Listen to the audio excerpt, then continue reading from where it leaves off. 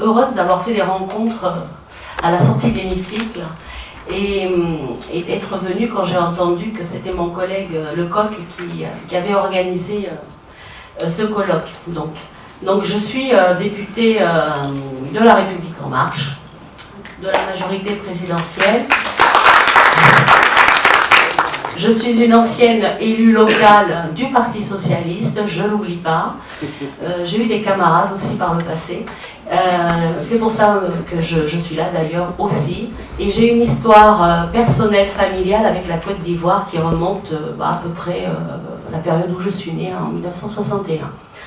Et récemment encore, mon frère était détaché de l'État français en Côte d'Ivoire.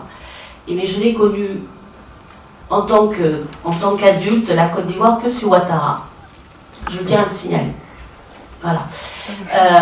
Je ne suis jamais allée en Côte d'Ivoire quand M. Gbagbo était au pouvoir, ainsi que M. Houphouët-Boigny. Mais j'ai suivi ça de très près.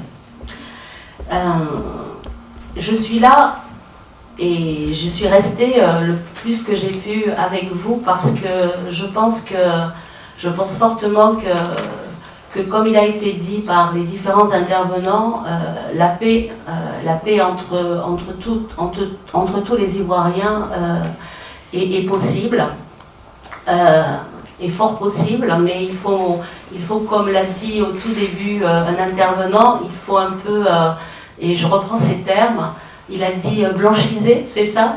C'est vrai que c'est l'histoire des Ivoiriens. C'est une histoire d'Ivoiriens, il n'y a pas de souci là-dessus, mais on a une histoire qui continue, une histoire commune.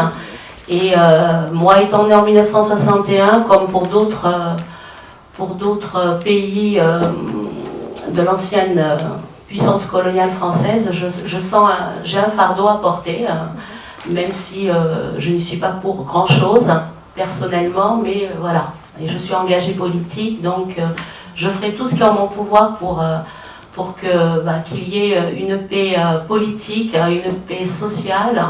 Je connaissais les chiffres que vous avez avancés sur la santé, sur l'éducation nationale ivoirienne. Je les connaissais malheureusement. Je m'intéresse à l'Afrique et j'y suis souvent, mais dans la région du Sahel.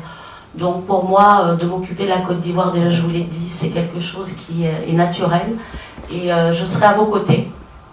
Donc je ne vais pas partir du Parti communiste parce qu'ils sont là depuis le début avec vous, mais je ferai ce que je peux.